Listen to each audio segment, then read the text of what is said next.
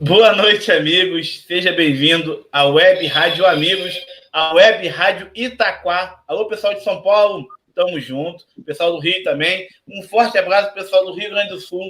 Um grande beijo também. Hoje, a nossa amiga Laura Caravaggio. É Caravaggio? Caravaggio. Caravaggio. Ó, está presente aqui. Seja bem-vinda, Laura. Obrigada, gente. Seja bem-vindo, Lucas. Opa, boa noite, Diogo e amigos da bancada. E também boa noite, convidada, Laura Caravaggio. Isso, boa noite, Lucas. Boa noite, Kelly. Seja bem-vindo a mais um programa, Kelly. Boa noite, Diogo. Boa noite a todos os ouvintes que estão nos acompanhando. E uma boa noite especial para a nossa convidada, Laura. Né? Seja bem-vinda. E aos meus amigos de bancada também. Boa noite. Boa noite. O Thais daqui a pouco tá voltando aí, né? E pra gente começar a debater. O Lucas daqui a pouco, ele falou, gente, eu tô no ônibus. Beleza, Lucas, fica tranquilo. Não vai morrer do coração não. Não vai morrer do coração não. Né? Quero agradecer o pessoal aí de São Paulo, o pessoal da Rádio Itaquá. Acho que é a primeira vez que a gente está entrando com uma entrevista pela Rádio Itaquá. O pessoal de São Paulo, quiser mandar mensagem, tá bom, pessoal? Fique à vontade, tá bom? Vamos perguntar aqui a nossa convidada aí. Se apresenta um pouquinho, fala um pouquinho de você, Laura Caravaggio.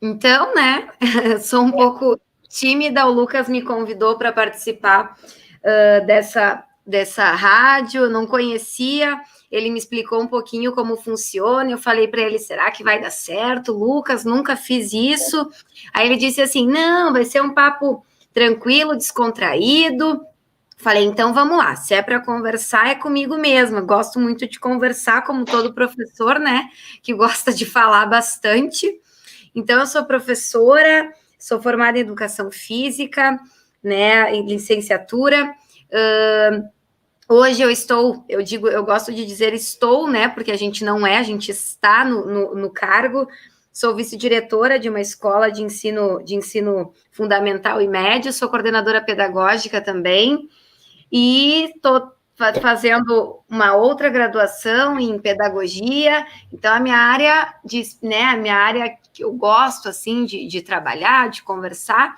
é a parte da educação.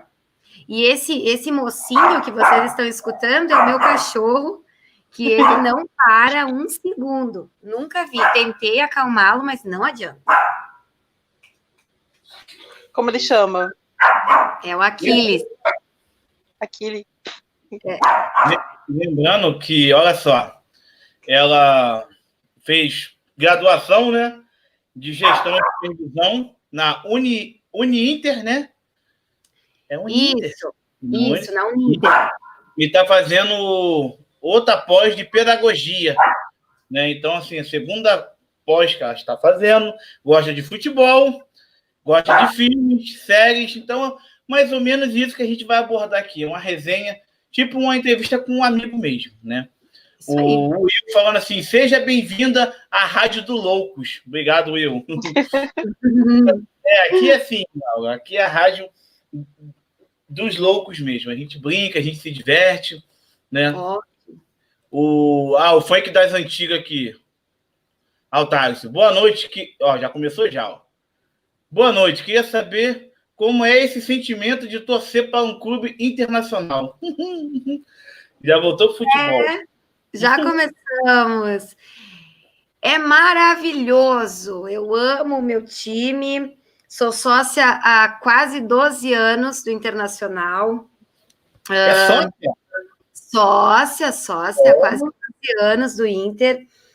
Realmente, o Lucas sabe o quanto eu gosto e o quanto eu estou me estressando ultimamente com o meu time. Mas, bem. olha, eu vou dizer que eu peguei uma fase braba, né, na década de 90 ali, onde só o co-irmão ganhava as coisas, né, para ganhar um clássico era duro, era difícil, ganhar um gauchão não não era sempre. E aí depois, nos anos 2000 ali, começou a dar uma melhorada. Então, depois de 2006, nem se fala, ganhamos tudo que tinha para ganhar, né? Não teve choro. E aí agora voltamos. A gente costuma dizer aqui que o Rio Grande do Sul vive numa gangorra. Quando o Inter tá lá em cima, o Grêmio tá lá embaixo, né? E quando o Grêmio tá em alta, o Inter tá mais ou menos assim. Então eu já vivi as duas gangorras na década de 90, onde eles estavam melhores, 2000 nós, e agora estão parelho, vamos dizer, né? Também não estão muito melhor do que nós. A única coisa que eu discordo de você é que você falou que ganhou tudo que podia ganhar em 2006, né? Só não ganhou o brasileiro. É verdade, eu não ganhei, mas eu já tinha ganho, por isso que eu digo que a gente já ganhou tudo, entendeu? A gente já ganhou, então, por isso que a gente diz que a gente é campeão de tudo, por isso, porque a gente já ganhou tudo. Com certeza, com certeza. Will, seja bem-vindo, Will. Fica à vontade, irmão. Boa noite, boa noite. Boa noite. Boa noite. Boa noite, Will. A Valdete aí mandando boa noite. Boa noite, Valdete. Seja bem-vinda à nossa web rádio também, tá bom? Como que é ser sócia de um clube, né? Porque aqui a maioria fala assim, vão ser sócios, mas não vejo muita vantagem. Qual é a vantagem de ser sócia do Clube Internacional? Você frequenta o parque lá, o estádio do Inter? Como que é ser sócia assim por 12 anos? Na verdade, agora, em época de pandemia, a gente é sócio por amor, né? Eu digo isso. Eu nunca deixei de ser sócia desde o primeiro dia que eu me associei até hoje, nunca deixei de pagar mensalidade, porque eu sou sócia para ajudar o meu clube. Eu tenho essa visão. Tem gente que discorda, tem gente que concorda. Eu sou sócia por isso. É a minha maneira de contribuir com o meu time. Sim, nós temos certas vantagens, é que o Inter ele tem várias categorias de sócios, né? Então, algumas categorias dão descontos maiores no ingresso, prioridade na compra, porque o Inter tem mais de 100 mil sócios, né? E o estádio, ele cabe 45 mil torcedores, ou seja, não são todos os sócios que conseguem ir em todos os jogos. Então, existem categorias de sociedade, onde alguns têm prioridade de compra, outros têm desconto, outros têm... E aí, vai conforme o valor, vai regredindo as tuas vantagens, né? Eu não sou aquela sócia que paga uma fortuna, que a gente chama de carteirinha vermelha, que é aquela sócia que tem prioridade, sempre tem ingresso garantido, é só fazer check-in, enfim... Mas eu sou aquela sócia que tem o desconto de 50% no ingresso, tem prioridade de compra. Amo ir para o Beira-Rio, é o lugar que me faz bem, assim, quando eu estou estressada, onde eu vou no Beira-Rio. Às vezes, para me estressar mais. Mas, normalmente, é lá que eu desestresso, que eu ponho tudo para fora, que eu consigo desopilar um pouco do dia a dia. Beleza. Vamos começar aqui. Kelly? Sim, estou aqui. Pode fazer a primeira pergunta para a nossa convidada. Então, né, ela estava falando dessa questão da paixão dela por futebol, tudo. E, assim, a paixão pelo Inter, né? Eu sou apaixonada pelo Corinthians, né? E eu queria saber, assim, de você...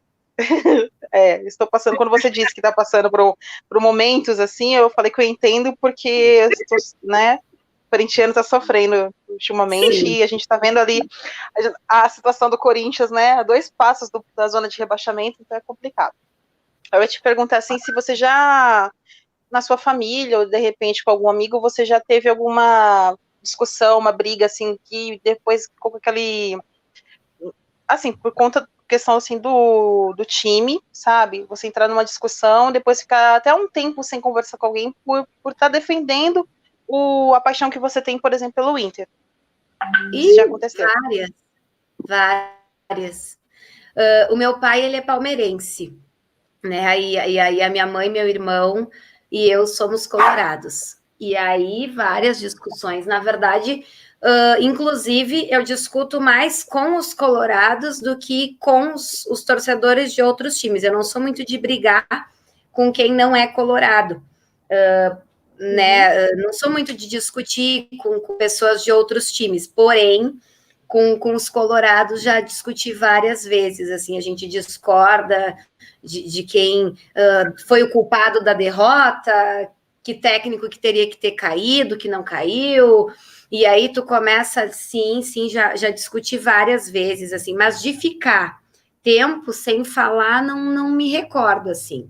Tem quem me conhece, assim, normalmente não discute muito, acho que já para evitar de mais atrito, assim, a gente acaba mudando de assunto, de tempo sem se falar, não, assim, mas já discuti bastante. Que legal. Acontece por aqui também, discutir, até evito também, né, porque é complicado, porque na minha casa, por exemplo, eu, minha mãe, somos corintianas, né, meu pai é santista, meu tio, meu primo e a minha tia são paulinos, então aqui é meio complicado. Em casa não acontece assim, às vezes, né, tem divergências de opiniões, mas não chega a esse ponto, tipo, igual você falou, geralmente é mais, às vezes, entre nós mesmo, assim, eu, minha mãe, ou algum amigo, ou alguma coisa, a gente acaba até discutindo um pouco, mas não, igual você disse mesmo. O Matheus aqui chegando aqui. Boa noite a todos, parabéns pela entrevista. Obrigado, Matheus. Um beijo para quem que não podia voltar, né? Obrigada, Matheus, um beijo. E queria chamar ele, né? Que veio lá, correu, pegou um ônibus, chegou no trabalho e acabou de chegar aqui. Boa noite, Marrom. Oi, Diogo, boa noite, Diogo, boa noite, Lucas, boa noite, Kelly. Tem mais alguém além deles e da nossa convidada? Tem o Will. Will, boa noite, Will. Boa noite, querido, tudo bem? Boa noite, Marrom. Boa noite. Boa noite. Marrom. E tem a nossa convidada, né, Will? Laura, boa noite, é um prazer, né, estar recebendo você aqui.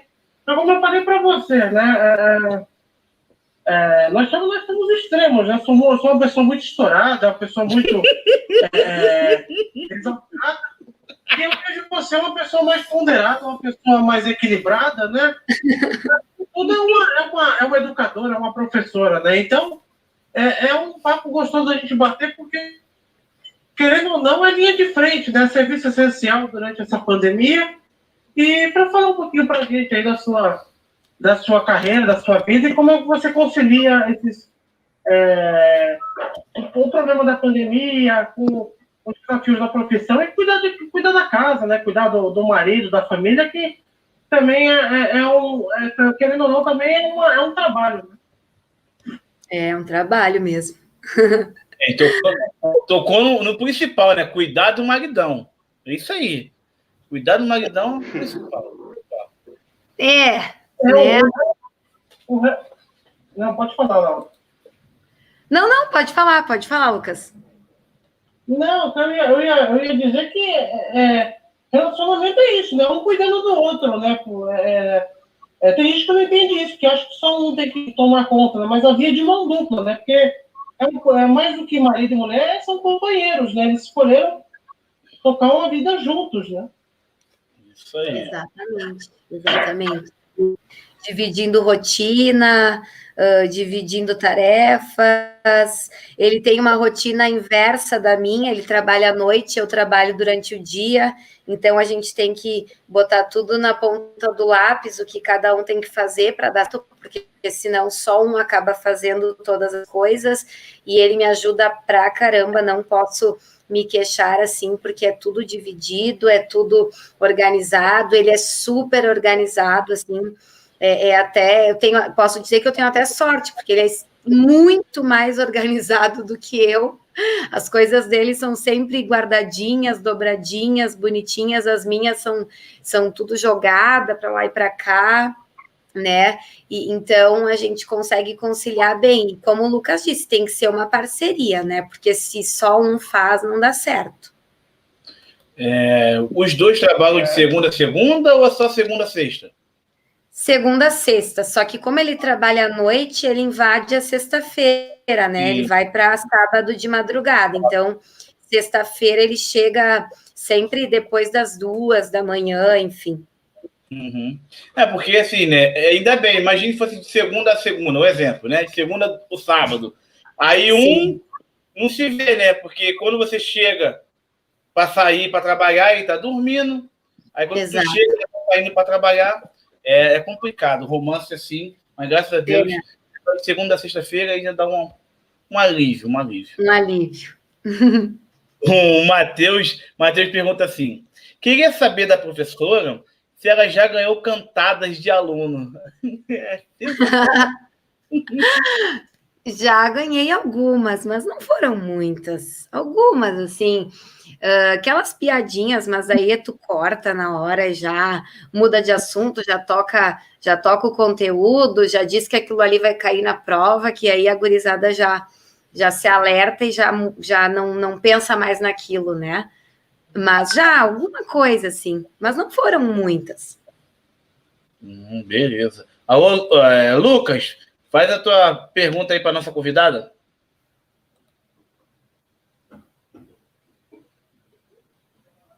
A Lucas está com o microfone desligado. Pode ser você mesmo, Alcione. Marrom? O Lucas voltou. Oi. Voltou, Lucas? Então vai lá, Lucas. Faz uma pergunta aí para nossa convidada. Oi. Eu vou fazer a pergunta mais no lado profissional. Tá bom. Eu tenho essa dúvida, né? Uhum. A carreira de educador físico Uhum. é curta como a de um atleta? Ou mais fácil? Na escola, não, Lucas. Na escola, não, porque tu acaba tendo que te adaptar conforme o teu corpo, né? Então, no início da tua carreira, tu acompanha muito mais o aluno fazendo atividade, mostrando na prática e permanecendo na prática junto com ele. Para tu acompanhar a gurizada na educação física não é fácil, então tu tem que te preservar, porque querendo ou não, um professor de 40 horas, por exemplo, ele dá em média 6 períodos de manhã de 50 minutos e 5 períodos à tarde de 50 minutos, né? Então, tu veja, se tu for fazer todas as aulas práticas junto com o aluno, tu te desgasta muito no outro dia, né? Nem levanta da cama. Mas, conforme tu vai criando experiência e pegando mais a prática do trabalho, tu percebe que tu não precisa fazer junto sempre com o aluno. Tu pode apenas demonstrar a técnica do movimento e repetir quantas vezes for necessária, porque essa é a nossa função, né? E aí deixar que o aluno construa o conhecimento sozinho de forma autônoma. Tu vai apenas orientá-lo, corrigi-lo quando necessário, dar um feedback quando necessário, mas tu não vai o tempo todo estar ali fazendo sempre com ele. Então, assim, eu diria que devido à atividade física, talvez me arrisco aqui a dizer que é até mais longa que as outras disciplinas, né? Que eu vejo, às vezes, as outras disciplinas, os profs muito sedentários, preguiçosos, né? E a nossa, tu querendo ou não, tu vai te movimentar. Então, tu acaba tendo mais vitalidade, mais vigor. E aí, Lucas, entendeu? Não, era só... Entendi. Entendeu? Lembrando aqui no Rio de Janeiro, os professores de educação física são todos gordos. Não entendo. Eu não entendo muito, não. Não entendo muito, não. Mas de escola, né? De academia já é diferente. De academia é aquele sarado, meio usando bomba. Mas tudo bem, tudo bem. Chegou. Tinha que chegar, né? O lutador da paz fala assim: boa noite, Guri. Seja bem-vinda. Quero saber como é perder para o meu Grêmio há 10 jogos, quase 3 anos. Vamos, Grêmio. Então, né, nesta fase que nos encontramos, olha, chega até a dar um desânimo de falar disso, sabe? Confesso. Eu não sei explicar, é a primeira vez que eu vivo isso, né? Como é perder a tantos clássicos seguidos. Agora, sábado, tem outro. Espero que meu time vença, né? Mas eu acredito que, como eu falei, é uma gangorra. Daqui a pouco essa gangorra vira de novo, e aí vai ser nossa vez de fazer essa pergunta para eles, né? Mas é triste. A resposta para ele é tristeza, não tem outra expressão. Viu, o lutador da paz? Esse aí é gremista. Esse já bateu papo com o Lucas, já brigaram durante a transmissão ao vivo. É complicado. É complicado. Então, né? Eu converso com a pessoa. Ele tá falando aí, fala. Marrom, faz uma... Marrom não, Will. Faz uma pergunta para nossa convidada aí, Will. A minha pergunta é com relação à área dela. Qual é a diferença de um profissional de educação física de escola para academia? Ai, ótima pergunta. Vários alunos me perguntam antes de escolher o que vai fazer no vestibular. Prof, eu faço licenciatura, eu faço bacharel, qual que é a diferença? O professor de academia, o aluno que escolhe fazer educação física bacharel, ele tem que saber que ele vai lidar com toda a parte motora, né, do corpo humano, toda a parte funcional do corpo humano, porém ele vai deixar de lado um pouquinho a parte intelectual, a parte pedagógica, da consciência pedagógica, né, da consciência motora, porque assim, o professor de educação física, aquele que faz licenciatura, ele ensina a técnica do movimento de uma forma que o aluno compreenda o movimento dele. Ele tem que ter uma consciência corporal, ele tem que entender o porquê que ele faz aquilo, que benefícios que aquilo faz, né, para ele, que traz para a vida dele, e vamos supor, e que formas que aquele movimento que não sendo executado de maneira correta pode prejudicá-lo. O professor do bacharel, ele cuida da parte mais estética.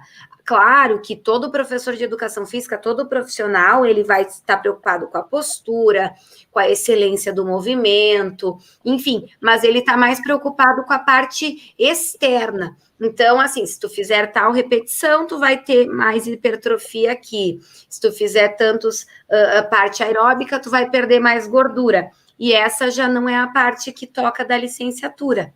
Essa é basicamente a diferença. Perfeito. Deixa eu fazer uma pergunta, rapidinho, uma curiosidade minha.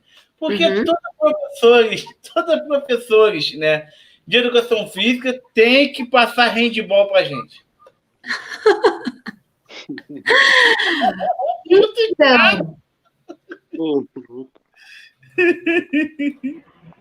Então, o handebol, a gente fala que handebol, tá? Não fala handball, mas na verdade, está na nossa grade curricular, na nossa matriz curricular, os principais esportes coletivos, basquete, futsal, handebol e voleibol. Então, nós passamos porque está na nossa matriz, porque desenvolve o handebol, ele é um esporte que ele traz benefícios na questão tática muito grande, né? O aluno acaba aprendendo muita estratégia de jogo e que ele vai levar para a vida toda dele. Eu sempre digo que o esporte, se ele é bem feito, bem executado e bem ensinado para a criança se torna um adulto com toda certeza, um adulto bem-sucedido, porque ele vai ter disciplina, ele vai ter estratégia para superar obstáculo, para desviar quando for preciso de algo que não vai fazer bem para ele, disciplina, cumprimento de regra. Então, o handebol, ele traz isso, ele ajuda na questão de disciplina tática, é um esporte muito cheio de regras, né? E provavelmente essa pergunta deve ter sido justamente por isso. Oi? No caso, né, tá na grade escola, na grade, né, escolar, handball. É porque eu perguntei isso, porque quando a gente ia para a escola, sempre tinha handball, né, a professora mandava fazer, só que era o seguinte, era sempre futebol para os meninos, handball para as meninas. Dividia a quadra, né, os meninos jogavam golzinho e as meninas jogavam handball. E isso nunca foi para frente, né? Nos Estados Unidos, isso aí é obrigado, né? Você fazer aula de handball, natação, vôlei, basquete. E aqui no Brasil é meio assim, tem estados que não te obrigam, mas fazem você estudar, a praticar, e tem outros que não. Porque aqui o Brasil é mais o mundo do futebol, né? Pode ver aí que muitos atletas aí pedem muita ajuda financeiramente porque não tem condições de bancar, porque aqui é futebol. O mundo vive no futebol, pelo menos o Brasil vive no futebol. Thales mudou. Então, Marrom, faz a pergunta para a nossa convidada aí, Marrom. Fica à vontade. Eu sempre converso assim com a Laura no grupo, a gente conversa no TV, até por falta de tempo, né? Eu trabalho à noite e ela trabalha. Tem os serviços dela, tem o home office. Eu queria saber dela se ela pensou já em pegar outra profissão, né? Seguir outra profissão, e se ela pensa em se formar em outra área, além de pedagogia, educação física, que ela é formada no momento, né, e está cursando aí. Lucas, vou te dizer que várias vezes, sabe? Várias vezes, não uma só. E eu acabo não sabendo para onde ir, e aí eu desisto e continuo na minha profissão. Mas não por achar que a minha profissão, que eu escolhi errado, ou por não gostar, mas pelo desânimo mesmo, né? Vocês sabem, acho que não é oculto para ninguém isso, né? Que o professor, ele é extremamente desvalorizado no Brasil. E isso frustra a gente de uma maneira tão grande que por várias vezes tu pensa assim, vou desistir, não quero mais isso para mim, vou procurar outra coisa, vou tentar trabalhar em outro lugar, vou ver no que eu posso ser boa, usar isso que eu tenho de experiência para fazer outra coisa, porque realmente o professor, na verdade, ele é visto como um ninguém hoje em dia, né? Ou como mais um, por muita gente. Ainda bem que tem vocês que ainda nos valorizam, nos motivam, ainda bem que existem essas pessoas, mas muita gente, nós somos vistos como uns coitados, né? Um Zé Ninguém. E aí nós acabamos nos desiludindo muito com a questão de resultado, infraestrutura, incentivo à formação, nós não temos. Então, isso faz, sim, com que a gente desanime. Várias vezes eu pensei em trocar de profissão. E aí eu me pergunto, mas no que será que eu poderia ser boa depois dos 30 anos? O que eu poderia fazer e tal? Aí tu acaba recuando um pouco, porque não é assim, né? Não é fácil tu trocar de profissão. Eu admiro muito quem consegue mudar de profissão depois de uma certa idade. Eu não sou corajosa, eu sou muito medrosa para mudanças extremas, assim. Então, acho que isso é o que me segura mais, assim. Laura, tu tem quantos anos que você trabalha nessa escola? Na escola que eu estou, vai fazer 5 anos. 5 anos. Muitas pessoas, pelo menos aqui, eu acho que aqui onde eu moro, em São Paulo, quando você troca não pode dizer, de carreira ou de profissão, porque a tua profissão às vezes está desgastada. Né? Aqui no Rio de Janeiro, teve se eu não me engano, um boom em 2007, 2010, que era você fazer petróleo e gás. Era muito bom, quem tinha petróleo e gás tinha um bom salário, só que não durou 2, 3 anos. Então, assim, a pessoa que fez a faculdade, se formou naquela forma de petróleo e gás, né, de ser engenheiro, hoje busca outra área, porque já é uma área que está escassa, né? No seu caso, como professor, tudo bem que pode, em alguns lugares, não dar valor, mas sempre vai ter uma oportunidade de você estar no mercado, né? Sim. Sempre vai ter gente para dar aula. Agora, assim, vou te dar um exemplo. Gerente de supermercado, né? Tem lugares que alguns supermercados fecharam, né? Se não me engano, foi Ceará, né? Tá uma pandemia lá que os mercados estão fechando porque tem gente que está saqueando e os mercados estão fechando. Imagine você ter uma população que vive daquilo, né? A pessoa só sabe ser locutor de supermercado, ou ser caixa, né?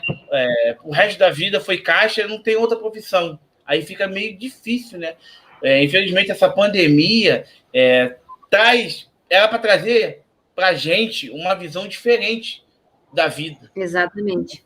Só que, assim, algumas pessoas ainda não pararam para pensar que, assim, gente, é uma oportunidade de viver de novo. Vamos tentar mudar. Mas não, as pessoas... Começar do zero, né? Começar do zero. A quantas vidas nós perdemos, a quantos amigos perdemos. Mas não, a pessoa não quer saber de nada. Eu não sei como está o Rio Grande do Sul, mas aqui no Rio de Janeiro, hoje mesmo, como eu te falei, estava 41 graus, a praia é super lotada e a gente está vivendo uma pandemia, né? Sim. Mas a pessoa não quer saber disso, né? Mas eu acho que isso tá geral, acho que o Brasil inteiro tá assim, acho que o povo levou a sério nos primeiros meses ali, e depois como persistiu por muito tempo, eu acredito que pressão de empresário, né, enfim, pressão da população que precisava trabalhar, abrir comércio, e aí começou a virar o normal. O novo normal hoje é sair para todos os lugares de máscara, mas sair, né? É difícil quem fica em casa, quem está ainda em quarentena é muito difícil, né? Com certeza, com certeza. Ô, Thales, você está podendo falar? Opa, tô. Pode fazer essa pergunta aí para a nossa convidada. Então, a Laura, boa noite, Laura. Eu queria te perguntar a respeito, né? Você é formada em educação física, e qual é o desafio, né, que você tem na escola que você coordena, né?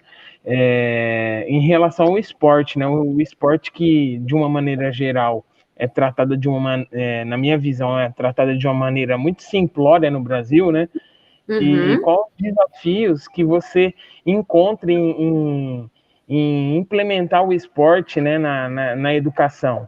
Porque eu tenho uma visão mais que a gente deve se igualar, não querendo mais trazer para uma realidade brasileira, mas os conceitos do que é feito nos Estados Unidos. Eu queria que você falasse um pouco desses desafios e o que você tem em mente, né, do esporte e educação. Eu acho que os dois têm que andar lado a lado. E eu queria saber qual é o trabalho que você faz perante isso lá, ou o que você imagina para essas duas situações no âmbito escolar. Então, Thalisson, realmente o esporte no Brasil ele é escanteado de certa forma, né? Na verdade, para mim, o ideal seria haver um casamento, eu chamo, com esporte e educação, porque um auxiliaria muito no outro, né? Na minha época, quando eu era mais jovem, eu me lembro que eu tinha vários colegas que eles jogavam no Juventude, no Caxias, tanto porque eles tinham, na verdade, todos os esportes. Então, eles tinham o handebol, o basquete, o vôlei, o futsal e o futebol de campo.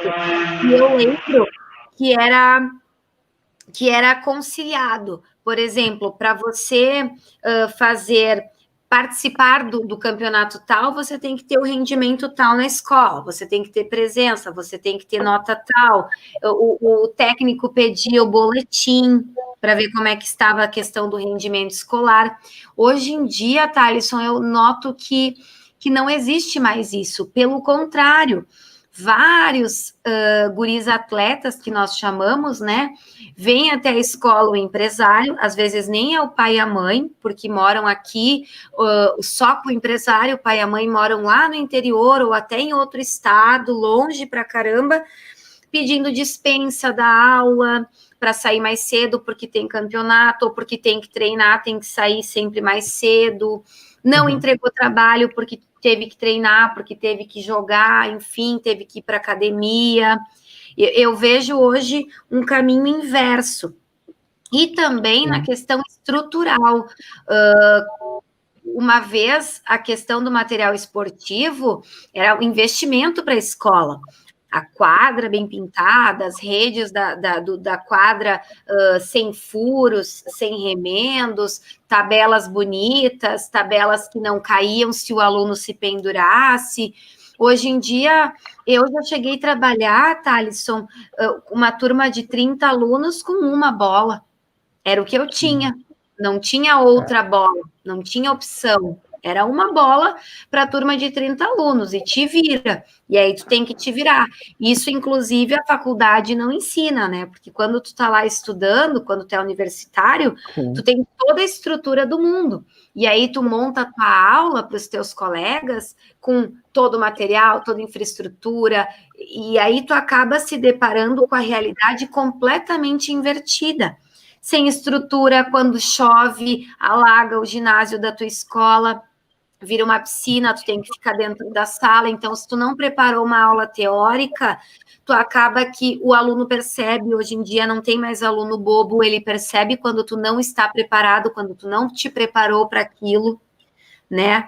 Então, eu acho que eu sempre digo, o aluno que ele leva a sério o esporte, e a escola que leva a sério o aluno esportista, ele vai ter um cidadão de bem. Com certeza absoluta, ele vai ter um cidadão de bem. E isso eu vejo o oposto no Brasil, assim. Eu vejo que o esportista, ele é considerado o quê? O burro, o que largou da escola cedo para ir jogar, o que não terminou o ensino médio porque estava jogando lá na base e não conseguiu concluir.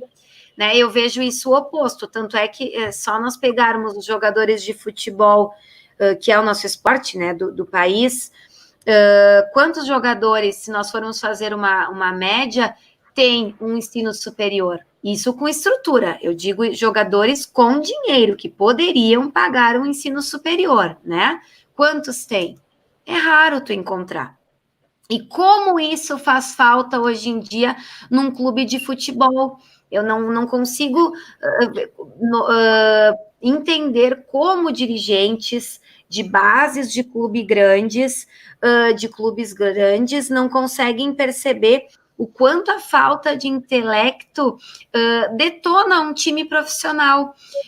Vamos pegar uma expulsão lá infantil de um jogador profissional que ganha seus 200 mil reais por mês. Cara, daí tu pensa assim, onde que ficou o intelecto dessa criatura? Por que ele teve essa atitude imatura? Por que ele teve essa atitude impulsiva? Aí, se tu vai lá nas profundezas, normalmente tu nota, o cara não concluiu o ensino médio, mal e porcamente o fundamental, né? Não teve aquela disciplina toda, teve a disciplina de atleta, mas a disciplina de cidadão não teve.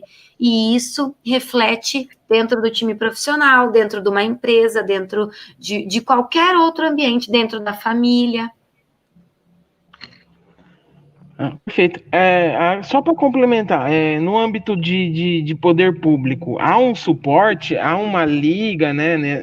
Não sei qual é a faixa que você dá aula, mas tem um campeonato aí desses esportes durante o ano ou não tem? Aí no Rio Grande do Sul, né? Que você atua, né?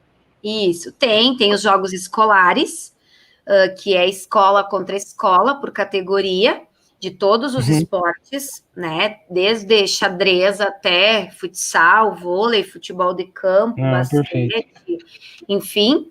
E aí depois vai para os jergues, que são os estaduais, né? Então tem sim. Uma vez era muito mais forte. Inclusive, eu já fui campeã uma vez com uma turma. Eu era técnica de um time de futsal, e aí nós fomos campeões dos escolares. Por quê? Porque nós éramos dedicadíssimos, nós treinávamos todos os dias, sábado de manhã, e a gurizada levava muito a sério. Hoje em dia eu já não percebo esse comprometimento, inclusive do aluno.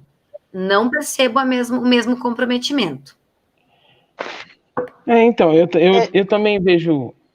pode falar, Kelly. Não, eu ia fazer uma pergunta, mas pode complementar. Então, eu também vejo isso, né, por parte do aluno, e vejo também que a gente pode mudar essa realidade, né, uma vez que, não querendo comparar, mas já comparando, nos Estados Unidos, de certa forma, a comunidade participa mais da escola, né, ela tem a liberdade para fazer doação para a escola. Eu vejo que isso aqui no Brasil ainda tem alguns projetos assim, mas são muito embrionários, né? Ainda não se tornou cultural, né? O pai ir lá participar da escola, doar o seu dinheiro ali para a escola, para fortalecer aquela escola daquela região. A gente vê em cidades grandes que a periferia, de certo modo, é esquecida, né? Pelo poder público. E ali, por exemplo, né, nos Estados Unidos, eu estou falando que acontece isso, o pessoal ali do comércio dá uma ajuda para a escola, cidades pequenas, o comércio vai e abraça, o pessoal cobra muito os técnicos, é uma cultura totalmente diferente daqui no Brasil para o esporte, né? Eu acho como eles tratam o esporte fantástico, e eu tenho até essa vontade de fazer algo parecido, né? Nem que for na minha cidade, pelo menos. E aconselho até você assistir algumas coisas na Netflix que falam dessas coisas aí de escola e esporte, né? Tem algumas séries aí, depois eu posso estar te passando, é bem legal. E parabenizar você, né? Parabenizar você aí, que você mostrando aí que é diferente, né? Tem muita gente que coordena a escola que não tá nem aí pro esporte, mas deu para perceber que você tem uma visão diferente aí. Obrigada, Thalisson. E vou querer sim as dicas, vou querer com certeza. Os Estados Unidos, ele se torna um país diferenciado já de início, porque o aluno atleta, ele já é motivado a seguir estudando, né? O aluno, se ele se destaca no esporte da escola, da região, porque lá é mais voltado para regionalidade, né? Cada estado tem o seu esporte cultural. Ele ganha bolsa em faculdade, né? Então, tu vê, o incentivo deles é o quê? Se tu for um bom atleta e um bom aluno, tu vai ter tudo, tu vai ter estrutura, tu vai ter toda a estrutura que tu precisa para se tornar o quê? Um bom cidadão. E no Brasil é o oposto, né? Eu percebo isso. O incentivo larga da escola, porque a escola é quase que tá te atrapalhando, não tá te permitindo tu treinar direito e tu ser um jogador de futebol milionário. É isso que eu percebo. E só para complementar, nos Estados Unidos, ao contrário do Brasil, são raríssimas as faculdades públicas, né? Exato. Muito das faculdades lá, a maioria das faculdades e as faculdades mais conceituadas são particulares. E o que acontece? Muito americano vê no esporte uma das únicas chances de fazer uma faculdade boa, né? Através do esporte, com as médias de nota alta, ele consegue uma faculdade legal para fazer o seu estudo e, consequentemente, jogar numa liga competitiva e almejando uma NFL, uma NBA, uma NFL. Então, a gente também pode ser que o fato de aqui ser predominantemente, agora está mudando um pouco, as faculdades públicas, né, ser as melhores, então, consequentemente, e não termos uma liga, né, uma liga universitária, né, pelo menos aqui onde eu moro, os jogos universitários é sinônimo de bebedeira e putaria, né? e não são levados a sério, não são levados como o esporte deveria ser levado. Então, eu acho que isso aí, a gente mudando essa estrutura aí, a gente pode começar a engatinhar para um rumo decente, né, no âmbito esportivo. Com certeza, concordo contigo. Kelly queria fazer uma pergunta, Kelly? Eu ia perguntar para ela se ela está a faixa de idade dos alunos que ela dava aula. Eu dou aula, na verdade, dos 11 anos aos 17 anos de idade. E agora que eu vou concluir a pedagogia, eu posso dar aula desde os pequenininhos, né? Então, desde a educação infantil até o ensino médio. Ainda não dei aula para educação infantil, só dos 11 anos aos 17. Então, aí, assim, a minha pergunta também é voltada já para essa faixa de idade. Eu ia te fazer assim, qual é o desafio que você está encontrando agora com essa questão de pandemia, né? Você tem que trabalhar com os alunos de uma forma diferente. Qual que é os desafios que você está encontrando para trabalhar dessa forma hoje? Nós já vínhamos enfrentando, quem é da área da educação física, já vinha enfrentando um grande adversário, que eu digo, né, que é o sedentarismo. O jovem de hoje em dia é muito sedentário, gente, vocês não têm noção, ou talvez até tenham, o adolescente de hoje em dia é um adolescente que não gosta de praticar esporte, principalmente o público feminino, as gurias, elas querem ter um corpão, mas o corpão é ir para academia no máximo, né? Mas praticar o esporte, levar uma vida saudável é difícil. Tu colocar na cabeça do jovem que isso é para o bem dele, para a vida dele, tá muito difícil. É muito WhatsApp, é muita rede social, e aí a gurizada fica com pouco tempo para praticar uma atividade física. Então, nós já vínhamos enfrentando isso antes da pandemia. E com a pandemia, piorou, né? Porque nós temos que nos virar a dar aulas, incentivar o aluno a fazer atividade dentro de casa. Mas daí tu pega aquele aluno que tem uma casa cheia de gente, que ele não consegue ficar sozinho, e aí tu pensa assim, como que ele vai fazer uma atividade física dentro da casa dele? E hoje em dia a questão da segurança também é complicada. Na minha época, nós jogávamos bola na rua até 10 horas da noite, na frente de casa, e não tinha problema nenhum, porque todo mundo conhecia todo mundo da rua, né? Hoje em dia, tu sai na rua, o que que tu vê? Drogas, violência, o trânsito absurdo. Então, hoje em dia, é muito raro o lugar ainda que permite a gurizada jogar uma bola na rua, brincadeiras de infância, como pega-pega, esconde-esconde. Hoje em dia, tu não vê mais isso. O único local que as crianças ainda têm para fazer isso é na escola. E eu não vejo isso, como eu posso explicar, motivacional para quem faz, por exemplo, a carga horária das disciplinas. Eu vejo que, não menosprezando, acho que é extremamente importante, tá? Mas, por exemplo, o aluno de ensino fundamental, ele tem 5 períodos de matemática por tarde, né? E ele tem 2 períodos de educação física. E o pessoal esquece completamente de que, para você aprimorar a motricidade fina, o raciocínio, a estratégia, você precisa ter muito desenvolvido a motricidade ampla, o desenvolvimento completo do corpo, né? Então, eu vejo isso o oposto. Eles prendem as crianças na sala de aula, com a classe lá na frente, carteira, né? Vocês chamam de carteira. Com a carteira na frente, sentadinho, né? Quietinho, ao invés de motivar a criança o quê? Vamos aprender matemática? Vamos, mas vamos lá fora, vamos no pátio, vamos se movimentar. Dá sim para aprender língua portuguesa, ciências, matemática, enfim, todas as disciplinas movimentando-se, né? Cuidando do físico para resultar depois no mental. Eu acho que o caminho é o oposto. Inclusive, é uma briga que eu compro muito na minha escola.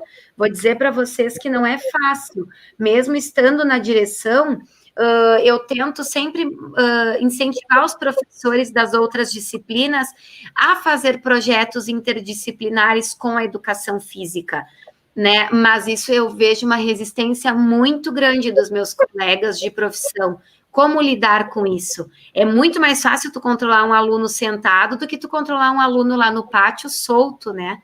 Então, eu acho que essa é a maior dificuldade. O sedentarismo e o preconceito que se tem com a disciplina da educação física. Verdade, eu observo bastante isso daí. Uma pena, né? Igual você falou. Infelizmente, as pessoas, elas são resistentes, né? Parece aquela cultura, né? Parece que tem que seguir um padrão, você não pode trazer nada de novo, porque dependendo, se você traz algo novo, as pessoas têm essa resistência de aceitar, de, sabe, abrir mão. Eu vejo por esse lado, eu acho que, de repente, algumas crianças, até hiperativas, né? Você consegue muito mais trabalhar com elas da forma como você... com essa ideia que você colocou, de estar, de repente, casando junto com a educação física. Eu acho que fica muito mais fácil cuidar, assim, ensinar, educar essas crianças. Mas exatamente.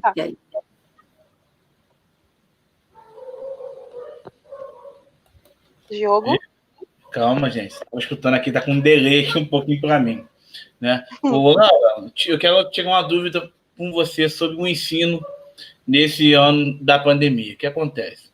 Aqui no Rio de Janeiro, né, muitos vão passar de ano direto, né? Então, assim, eu queria saber se, não sei se Rio Grande do Sul também está assim, ou em São Paulo também está assim, se isso vai ter uma aula de reforço, ou realmente vão passar direto. Por quê? Vou te dar um exemplo. Imagine a pessoa que está no último ano do ensino médio, certo, né? O fundamental. Passa direto, vai para o ensino médio. A pessoa chega no ensino médio, ela não vai saber nada, porque ela não teve o último ano do ensino fundamental.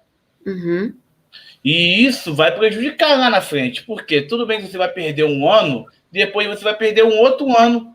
Porque, vou te dar um exemplo, a parte de matemática, eu sei disso porque eu não tive matemática no segundo e no terceiro ano do ensino médio.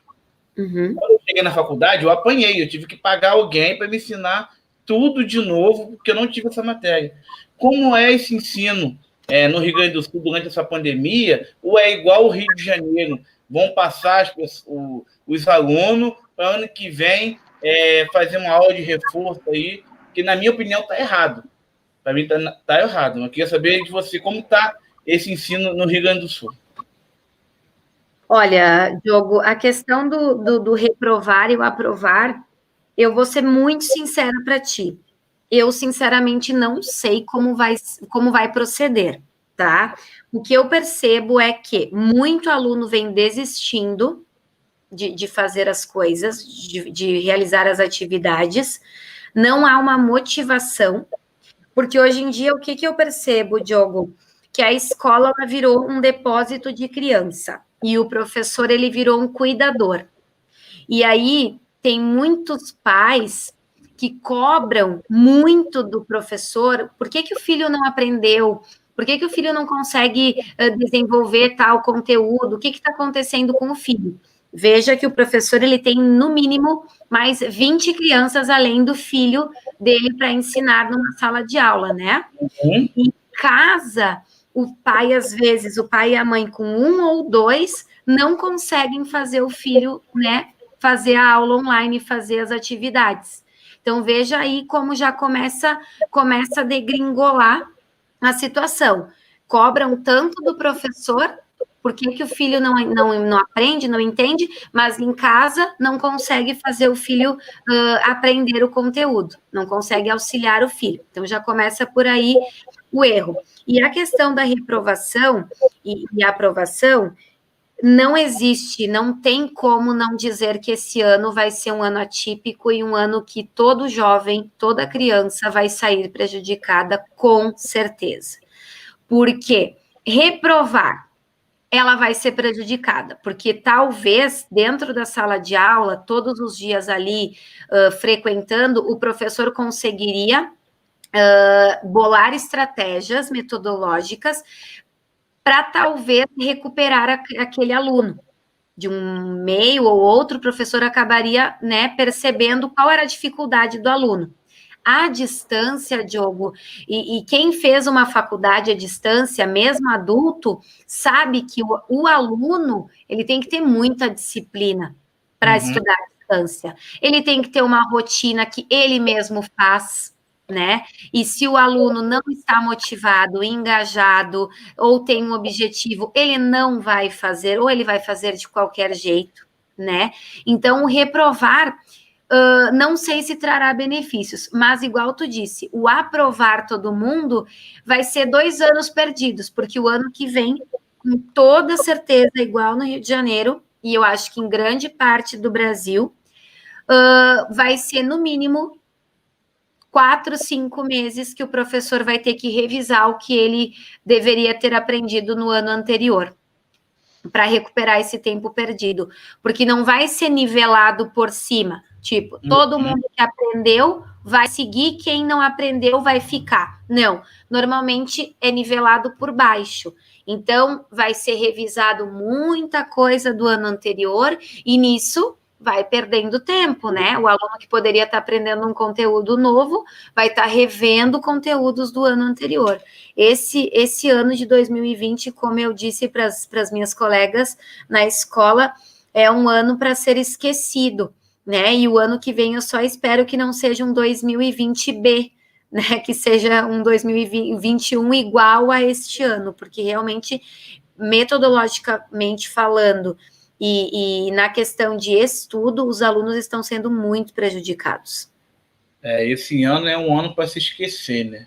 Exatamente. É um ano para se esquecer. Você não agrega nada. Esse ano aqui é um ano, tipo assim, não trouxe coisas boas. Infelizmente, não trouxe nada bom. Nada bom. Né? Então, como você falou, aprovando geral, vai ser 2 anos perdidos. Né? O certo era você voltar à mesma série. Mas eles acham que isso aí é você dar um tiro, né? Você voltar.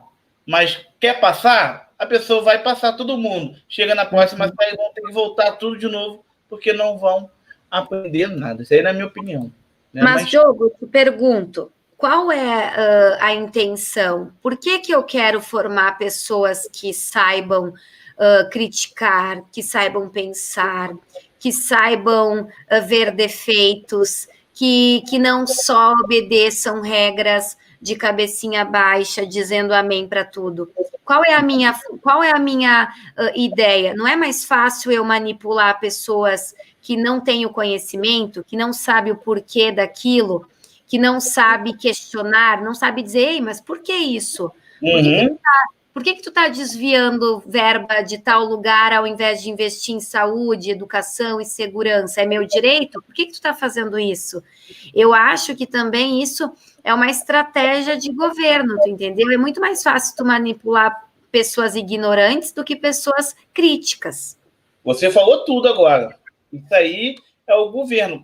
Cara, pode ver que a gente, assim, na minha opinião, não tem nada contra, eu não sou nada de político, da esquerda, da direita, mas eu acho muito ruim, né? Ruim você ter um presidente, você ter um deputado estadual, você ter um prefeito do teu estado que não tem a 4ª série. Exatamente. Entendeu? Ah, mas Diogo, não tem nada a ver, você está sendo contra o presidente, você está sendo contra o governador, está sendo contra ninguém. Mas a gente tem um estudo. Para a gente chegar a certo lugar, a gente tem que estudar. Para você fazer uma prova da Polícia Federal, você tem que ter um curso de graduação. Exatamente. Porque para presidente a gente não precisa ter estudo de nada. Você está tomando conta do país. Entendeu? Exatamente isso. Aí a pessoa fala assim, mas você é maluco, Diogo. Você está pensando em você. Eu falei, não está pensando em mim não, filho. Eu fui fazer a prova da polícia, caiu um montão de coisa que eu nem imaginava cair. E a pessoa é baba. É facinho, não é facinha, não. Para você ganhar R$1.100, a polícia do Rio de Janeiro. Eu falei, não vou ganhar só isso, não. Tô fora. Aí a pessoa fala assim, então se candidata para ser vereador, é mais fácil, não precisa de estudo, é você ter uns votinhos ali e você ganha 30 mil. Aí a pessoa fala assim, é mesmo, né? Vou roubar, vou ficar bem. A cabeça da pessoa é essa.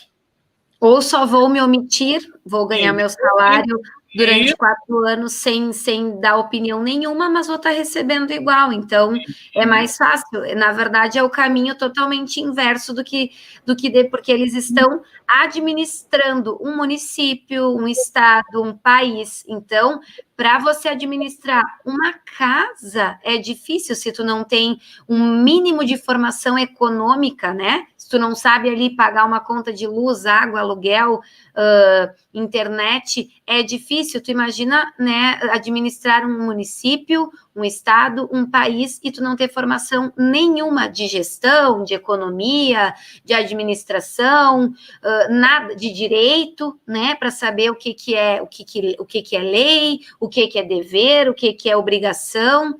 Eu também concordo plenamente contigo. Acho que deveria sim ter um critério mínimo para você poder administrar e representar um público em geral. Você pelo menos teria que ter um currículo. Isso aí, falou tudo. Eu não sei se o Thales, a Kelly ou o nosso Marrom tem opinião sobre isso. Mas, assim, deputado, né? Eu fico para morrer. Eu não gosto muito de se meter em política, não, mas eu fico para morrer, que é o seguinte: o nosso Ministério da Saúde é um ator da Rede Globo. O Ministério da Fazenda é um apresentador da SBT. Cara, o que os caras têm a ver? Cara, como que o cara tem a ver com o Ministério da Saúde ser um apresentador de televisão? O que ele sabe sobre saúde? Ele não sabe nada. Para a economia do Brasil, pega um cara que fez economia. Exatamente. Pega um cara que fez graduação em economia. O cara entende daquilo. Agora não, você pega, vamos fazer uma média, pega um cara daqui, pega um cara ali, pega não sei o quê. O cara não é preparado para isso. Né? Mas por que isso? É como você falou, as pessoas não querem saber das pessoas que estudam, querem saber das pessoas que não estudam. Que as pessoas que não estudam, não sabem de nada, vão votar nas pessoas. Exatamente. É mais fácil de manipular. Isso aí. É aquela pessoa que você está no teu bairro, está precisando de um asfalto, a pessoa vai lá e faz um asfalto, ganha voto e nunca mais aparece. Exatamente. Ou às vezes só promete que vai fazer e nem isso faz. Isso aí, quebra a rua à toa e nem volta para consertar nada. Exato. Né? Infelizmente.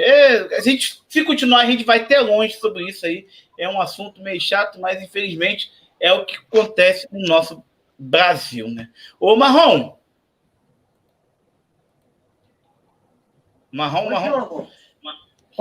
Vamos fazer a rodada final aí para nossa convidada, que já está cansada também. É 11 horas. Vai contigo aí. Tá mexendo o saco dela já. Ela tá doidinha para assistir Netflix aí. Coitada, tomar o café dela e assistir Netflix. O chazinho, né? Tomar um chá, né? Café essa hora para dormir é complicado.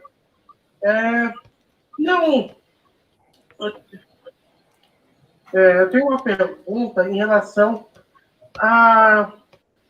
ao sistema, ela conhecendo o sistema educacional, né, Laura? O sistema educacional atualmente no Brasil, eu não sei se você tem, também não convém, né? Não convém para o papo.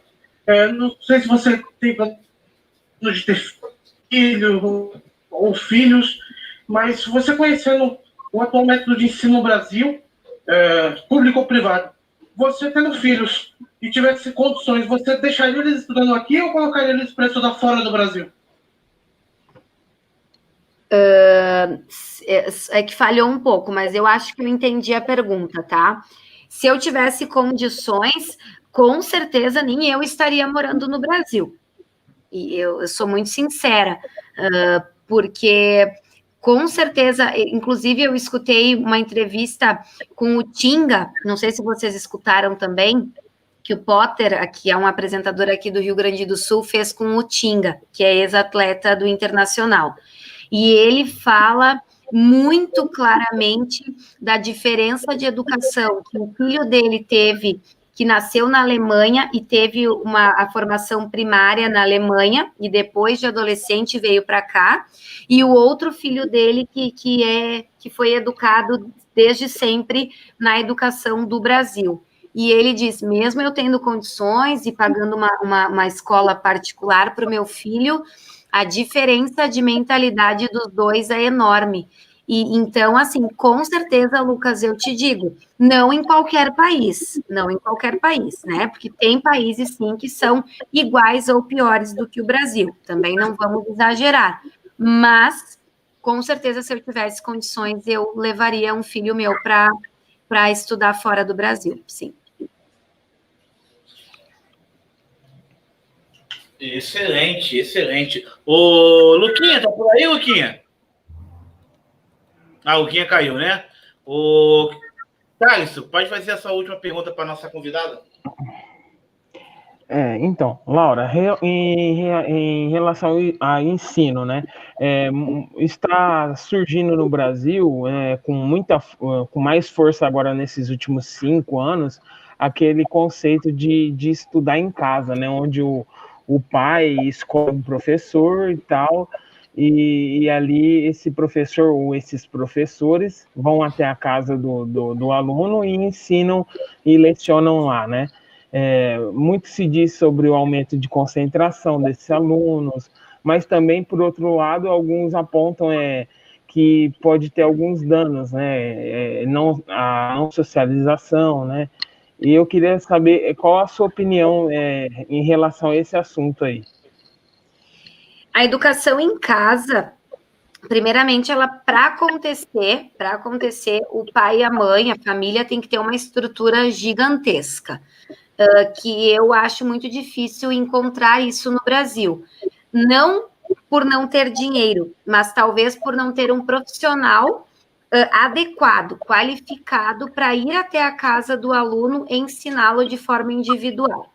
E a questão do convívio, no meu ponto de vista, tu nunca vai educar um filho ou uma filha para ela viver sozinho, isolado. Então, tu aprender a conviver em sociedade é de fundamental importância. Não só para o desenvolvimento social, mas também para o desenvolvimento individual. Tu tem que aprender a lidar com frustrações, coisas que tu estudando sozinho, tu não vai lidar, tu vai lidar com frustração pessoal, mas alguém que te frustre, é muito difícil isso acontecer quando tu não convive em um grande grupo. Tu não vai saber lidar com opiniões diferentes da tua. Quando alguém chegar e ter uma opinião diferente da tua, e tu estudou só em casa, como tu vai lidar com isso? Tu vai sair correndo? Tu vai discutir? Tu não vai aceitar? Tu não vai escutar a opinião da outra pessoa para talvez ver o ponto de vista dela? E eu acho que é o convívio dentro da sala de aula, com criações diferentes, com educações diferentes, e que tu aprende a lidar com isso. E eu acho que nós não fomos feitos para sermos criados de forma individual. Nossa sociedade, a humanidade, ela, até para sobreviver, ela precisa de um grupo, nem que seja pequeno, mas ela precisa de um grupo. Então, essa parte da educação em casa, no meu ponto de vista, ela não traz muito benefício, não. Muito obrigada. Kelly? Sim. Sua vez. Então, eu estava pensando aqui, ela falou que em alguns momentos pensou e de repente buscar outras carreiras, vamos colocar assim. Você já pensou em fazer bacharel em educação física?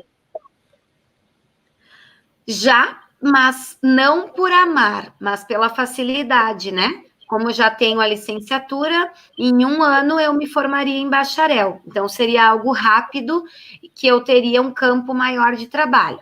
Mas somente por isso, porque não é uma área... Eu gosto do esporte, para mim, individual, e gosto do esporte, mas como educativo. Eu não gosto muito da parte profissional do esporte. E o bacharel lida mais com essa parte, né, profissional. E eu também não gosto muito da questão, Kelly, de lidar com cliente. O aluno, ele nunca vai ser um cliente teu. Ele vai fazer parte de ti. Eu sou muito da questão que o aluno, ele faz parte da tua formação. Ele não é alguém vazio, que tu só vai abrir e enfiar um monte de coisa dentro. Ele tem muita coisa para te ensinar. Eu aprendi muito com os meus alunos.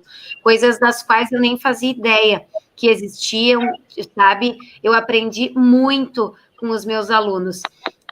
Então, eu acredito que o bacharel não é uma área que me chame a atenção, porque eu lidaria com clientes, e o cliente, você sabe, né, ele sempre tem razão, então tu acaba meio que tendo que sempre dar o braço a torcer, e enfim, eu não sou muito a favor disso.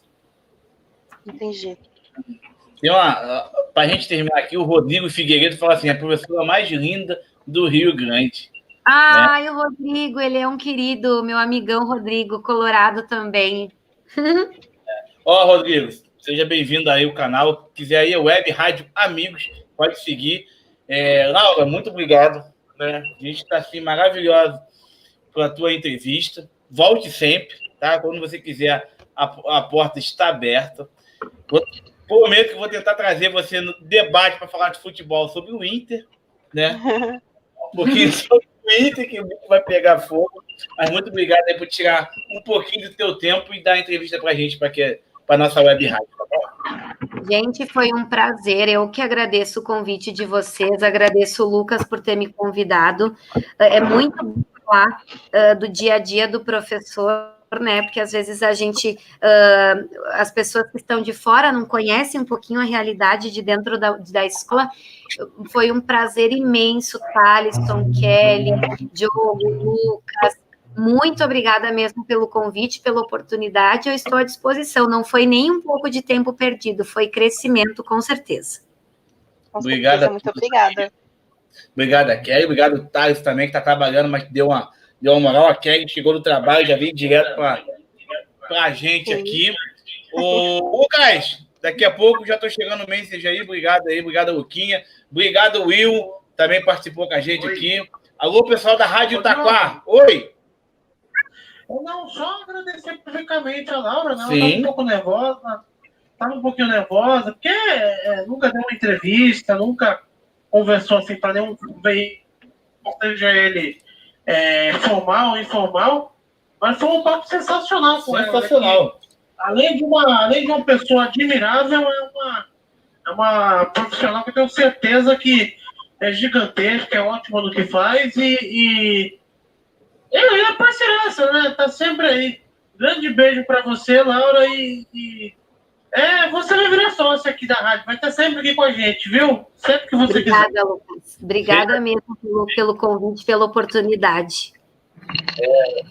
Só não amola a garota, tá? É porque realmente vai ficar amolando a garota pelo Inter, né? Sábado aí ela pode estar triste. Então, assim, deixa Não, vamos ter fé. Obrigado. Eu quero Pensamento positivo. Para falar do meu time, hein? Quero voltar para debater com vocês do meu Inter maravilhoso. Vamos falar sobre mais um pouquinho de futebol. Hoje foi a primeira vez, né? A gente não pegou muito pesado o futebol, para falar mais sobre a sua carreira, né? Como professora, como se fala, a parte educacional, né? Mas na próxima a gente fala um pouquinho de futebol, aí você salta mais um pouquinho, né? E assim vai. Todo mundo aqui como tímido, depois se solta e já era, filho. Já era. Depois pega o jeito e vai. Vai embora. Obrigado a todo mundo que participou. Alô, pessoal da Rádio Itaquá, não deu para ler as mensagens pela rádio de São Paulo, mas obrigado pela audiência aí, tá bom? Fique com Deus. Muito obrigado, Laura. Obrigado a todo mundo. Que Deus proteja todo mundo. E bom final de semana, né? Que amanhã já é sexta-feira. Tamo junto, pessoal.